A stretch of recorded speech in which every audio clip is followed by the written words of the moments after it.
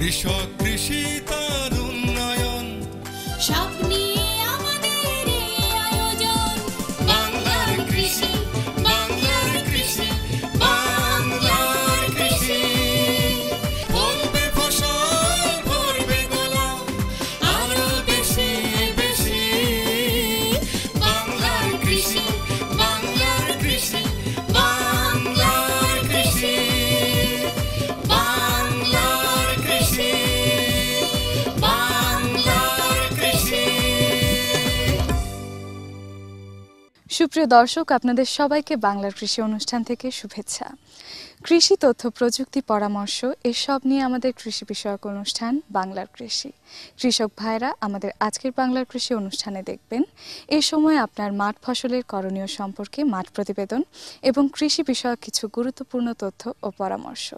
অনুষ্ঠানের শেষাংশে থাকছে মৎস্য ও প্রাণী সম্পদ বিষয়ক প্রতিবেদন।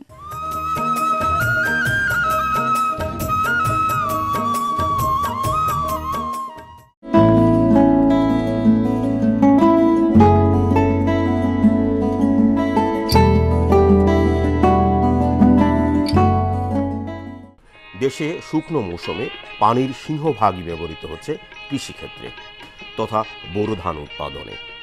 দেশে প্রায় 5,80,000 হেক্টর জমি সেচের মাধ্যমে ধান চাষ করা হয়। কৃষক ভাইরা বোরো আবাদে জমিতে সবসময় 2 থেকে 3 ইঞ্চি পানি ধরে রাখেন। ফলে বিভিন্নভাবে পানির অপচয় হয় এবং উৎপাদন খরচ বৃদ্ধি পায়। বাংলাদেশের মাটি ও শস্যের প্রকারভেদ অনুসারে সেচকৃত পানির 25 থেকে 40 ভাগ শস্য উৎপাদনে ব্যবহৃত হয়। বাকি 60 থেকে 70 ভাগ পানির অপচয় হয়। বোরো মৌসুমে পানির অপচয় রোধে ধান উৎপাদনের সাম্প্রতিক সময়ের লাক্সই প্রযুক্তি হচ্ছে AWD। এই পদ্ধতিতে একটি পিভিসি পাইপ ব্যবহার করা হয়ে থাকে, যার দৈর্ঘ্য 25 সেন্টিমিটার, 15 সেন্টিমিটার ছিদ্রযুক্ত এবং 10 সেন্টিমিটার ছিদ্র ছাড়া। আর এই পাইপের ব্যাস 10 সেন্টিমিটার। কৃষক ইচ্ছা করলে পিভিসি পাইপ ব্যবহার না করে একটি বাঁশের চোঙও ব্যবহার করতে পারেন। বাঁশের চোঙ একটি গরম লোহা দিয়ে ছিদ্র করে বাঁশের চোঙ দিয়েও এই পদ্ধতি অনুসরণ করা যায়। এই পাইপটি জমিতে পুঁতে দেওয়া হয়, যার 15 সেন্টিমিটার ছিদ্রযুক্ত অংশ মাটির নিচে থাকে এবং ছিদ্র ছাড়া অংশ মাটির উপরে থাকে। এই পাইপের ভিতরে পানির লেভেল দেখেই আসলে কখন জমিতে আবার সেচ দিতে হবে সেই ব্যাপারে কৃষক সিদ্ধান্ত নিতে পারে। জমিতে ধান রোপণ করার 15 দিন পর্যন্ত জমিতে 5 থেকে 7 সেন্টিমিটার দাঁড়ানো পানি রাখতে হবে, কারণ এই সময়ে চারা ঝুঁকিপূর্ণ অবস্থায় থাকে। চারা ভালোভাবে জমিতে লেগে যাওয়ার জন্য অন্তত 15 দিন পর্যন্ত 5 থেকে 7 সেন্টিমিটার দাঁড়ানো পানি রাখতে হবে। এরপরে AWD পদ্ধতি অনুসরণ করতে হবে, অর্থাৎ এই রকম 25 সেন্টিমিটারের একটি ছিদ্রযুক্ত পাইপ জমিতে রোপণ করতে হবে, যার 15 সেন্টিমিটার মাটির নিচে থাকবে এবং 10 সেন্টিমিটার মাটির উপরে থাকবে। জমিতে এই পাইপটি পুঁতে দেওয়ার পর এই পাইপের ভিতরে যে মাটিটি থাকবে মাটি তুলে ফেলতে হবে, ফলে এই ছিদ্র দিয়ে পানি ভিতরে প্রবেশ করবে।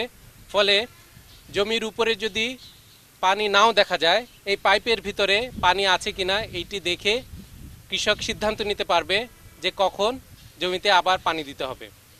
তবে খেয়াল রাখতে হবে, এই পাইপের ভিতরে পানির গভীরতা যখন 25 সেন্টিমিটার পৌঁছে যাবে, কৃষক ঠিক এইভাবে একটি স্কেলের মাধ্যমে পাইপের ভিতরে পানি পর্যবেক্ষণ করবেন।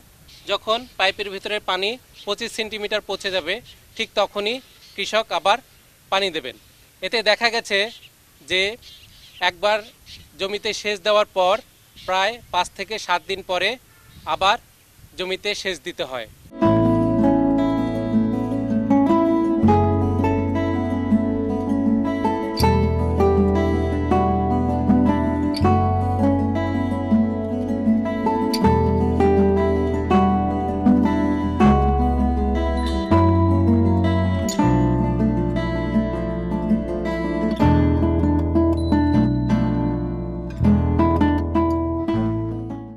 ফলে দেখা গেছে কৃষক যেখানে সনাতন পদ্ধতিতে 15 থেকে 17টি সেচ দিয়ে থাকে।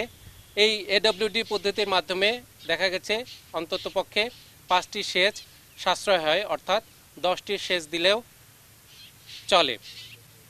তবে খেয়াল রাখতে হবে, জমিতে চারা রোপণের 15 দিন পর থেকে শুরু করে ফুল আসার 1 সপ্তাহ আগ পর্যন্ত জমিতে এডব্লিউডি পদ্ধতি অনুসরণ করা যায়। ফুল আসার 1 সপ্তাহ আগ থেকে ফুল আসার 1 সপ্তাহ পর পর্যন্ত আবার জমিতে দাঁড়ানো পানি রাখতে হবে, কারণ এই ফুল আসার সময় জমি অর্থাৎ চারা ঝুঁকিপূর্ণ অবস্থায় থাকে, ফুল চিটা হয়ে যেতে পারে অথবা ফলন কমে যেতে পারে। সেজন্য ফুল আসার 1 সপ্তাহ আগে এবং ফুল আসার 1 সপ্তাহ পর পর্যন্ত জমি ছিপছিপে পানি বা 5 থেকে 7 সেন্টিমিটার পানি রাখতে হবে।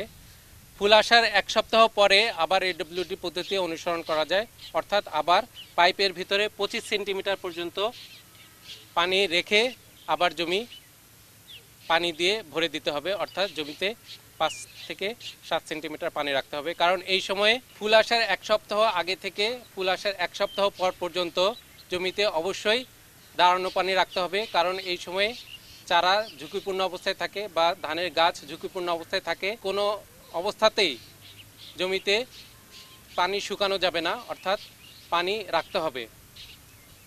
ফুল আসার 1 সপ্তাহ পর থেকে যখন দানা পুষ্ট হতে থাকে তখন আবার এডব্লিউডি পদ্ধতি অনুসরণ করা যায়। বাংলার কৃষি, বাংলার কৃষি, বাংলার কৃষি। দর্শক দেখছেন বাংলাদেশ টেলিভিশনের প্রতিদিনের কৃষি বিষয়ক অনুষ্ঠান বাংলার কৃষি। এ সময় আপনার মাঠ ফসলের করণীয় সম্পর্কে আপনাদের জানাতেই আমাদের এই বাংলার কৃষি। সঙ্গেই থাকুন এবারে প্রাণী সম্পদ বিষয়ক প্রতিবেদন।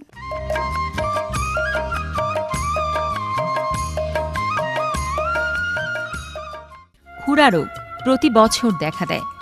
এটি প্রাণীর ভাইরাসজনিত একটি মারাত্মক সংক্রামক রোগ। এ রোগ এলাকা ভেদে বাতজরা, খুরপাকা, এঁশো, খরুয়া, তাপরোগ এবং খুরাচল নামেও পরিচিত। গরু, ছাগল, মহিষ ও ভেড়া এ রোগের শিকার।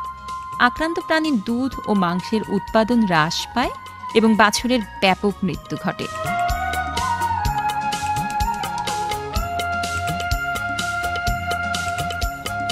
প্রাণী সম্পদ গবেষণা প্রতিষ্ঠান মহাখালী এ রোগের টিকা উৎপাদন করে যাচ্ছে।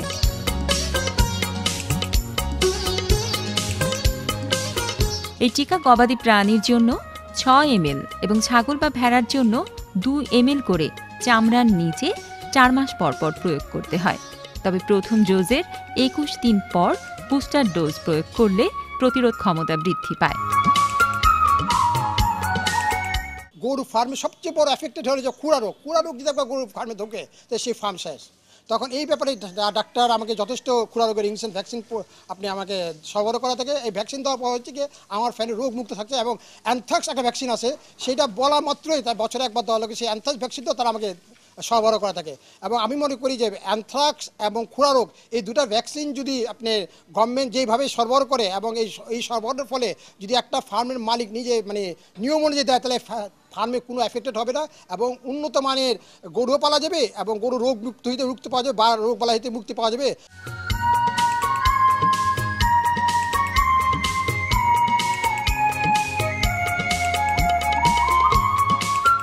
4 মাস বয়সের কম বয়সী প্রাণীকে এই টিকা দেওয়া যায় না। গর্ভবতী গাভীকে সতর্কতার সাথে বিশেষজ্ঞের পরামর্শে টিকা প্রয়োগ করা যেতে পারে।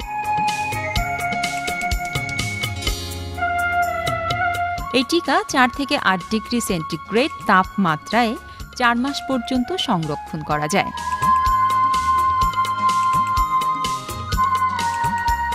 কোনো অবস্থাতেই 0 ডিগ্রি সেন্টিগ্রেড বা তার নিচের তাপমাত্রায় সংরক্ষণ করা যাবে না। এই টিকা প্রতি ভায়ালে যে পরিমাণ থাকে তা দিয়ে 16টি গরু বা মহিষকে অথবা 48টি ছাগল বা ভেড়াকে টিকা দেওয়া যায়। এই রোগের লক্ষণ হইল শরীরে তাপমাত্রা বেড়ে যায়, মুখে এবং পায়ে ঘা হয়। এটা সকল প্রাণীরই হয়, তবে খুরা বিভক্ত প্রাণীর, যে সমস্ত প্রাণীর পায়ের খুর বিভক্ত তাদের এই রোগটা হয়। এই রোগ ভাইরাসজনিত রোগের কারণে চিকিৎসায় তেমন ফল পাওয়া যায় না। আমরা সকল বয়সের গরুকে এই রোগের টিকা দিয়ে থাকি। খুরা রোগের টিকা নিয়মিত দিলে এই রোগ হওয়ার সম্ভাবনা খুবই কম থাকে।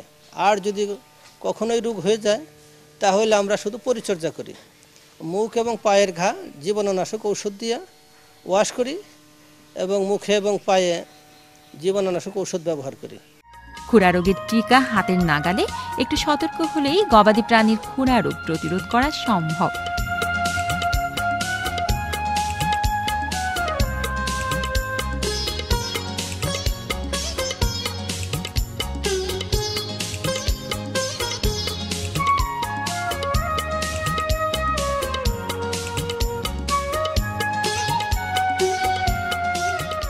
আসুন সবাই গবাদি প্রাণীর খুরা রোগের টিকা ব্যবহার করি এবং গবাদি প্রাণী রক্ষা করে খাদ্যে আমিষের চাহিদা পূরণে অবদান রাখি। বাংলাদেশ প্রাণী সম্পদ গবেষণা প্রতিষ্ঠানের অন্তর্গত খুরা রোগ টিকা উৎপাদন শাখা। এই শাখা থেকে খুরা রোগের বিরুদ্ধে প্রতিষেধক হিসাবে খুরা রোগের টিকা উৎপাদন করা হয়। এখানকার উৎপাদিত যেই টিকা সেটা 3টি স্ট্রেনের বিরুদ্ধে কাজ করে। এই টিকাটার নাম হচ্ছে খুরা রোগের ট্রাইভ্যালেন্ট টিকা। খুরা রোগ মূলত গবাদি পশুর একটি রোগ। গরু, মহিষ, ছাগল এবং বন্যপ্রাণীর ভিতরে হরিণ এই জাতীয় প্রাণীতে এই রোগটা হয়। খুরা রোগ থেকে রক্ষা পাওয়ার সবচেয়ে সহজ পন্থা হচ্ছে রোগ হওয়ার আগেই যদি আমরা প্রতিটি সুস্থ গরুকে খুরা রোগের বিরুদ্ধে টিকা দিতে পারি তাহলে এই গরুগুলোকে আমরা খুরা রোগের হাত থেকে রক্ষা করতে পারবো। এবং আমরা এই প্রতিষ্ঠান থেকে যেই টিকা উৎপাদন করা হয় খুরা রোগের টিকা, সেটা বিভিন্ন প্রক্রিয়ার মাধ্যমে যখন গরুতে প্রয়োগ করা হয় তখন গরুর ভিতরে যে প্রতিরোধ ব্যবস্থা গড়ে ওঠে সেই প্রতিরোধ ব্যবস্থার প্রেক্ষিতে সে খুরা রোগকে প্রতিরোধ করতে পারে। আমাদের এখান থেকে উৎপাদিত টিকা আমরা জেলা পর্যায়ে পাঠিয়ে থাকি। জেলা প্রাণী সম্পদ অফিসগুলো পর্যন্ত আমরা পৌঁছানোর ব্যবস্থা করি আমাদের কোলভ্যানের মাধ্যমে। জেলা প্রাণী সম্পদ অফিস থেকে পরবর্তীতে জেলা প্রাণী সম্পদ কর্মকর্তাগণ তাদের নিজস্ব ব্যবস্থাপনায় উপজেলা পর্যায় পর্যন্ত সরবরাহ করে থাকেন। এবং উপজেলা পর্যায়ে আমাদের উপজেলা প্রাণী সম্পদ কর্মকর্তার সার্বিক তত্ত্বাবধানে আমাদের যেই মাঠ পর্যায়ের যে কর্মচারী আছে তারা এই ভ্যাকসিনগুলি গরুতে প্রয়োগ করে। এই ভ্যাকসিন বছরে কমপক্ষে 2বার দিতে হয় এবং যে ক্ষেত্রে যে এলাকায় এই রোগের প্রাদুর্ভাব বেশি সেই এলাকায় আমরা বছরে 3বার দেওয়ার জন্য আমরা তাদেরকে পরামর্শ দিয়ে থাকি।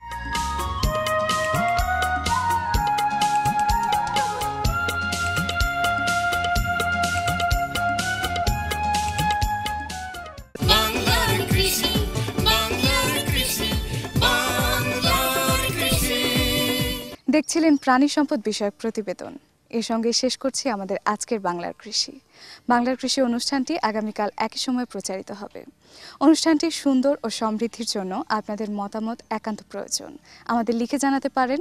আমাদের লেখার ঠিকানা প্রযোজক বাংলার কৃষি, বাংলাদেশ টেলিভিশন ভবন, রামপুরা, ঢাকা।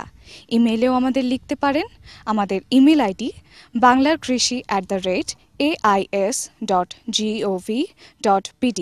আমাদের ফেসবুক আইডি বাংলার কৃষি। এছাড়াও আমাদের বাংলার কৃষি অনুষ্ঠানটি ইউটিউবেও দেখতে পারেন। আজ এ পর্যন্তই। সবাইকে ধন্যবাদ। কৃষক, কৃষি তার উন্নয়ন, সব নিয়ে আমাদের এই আয়োজন।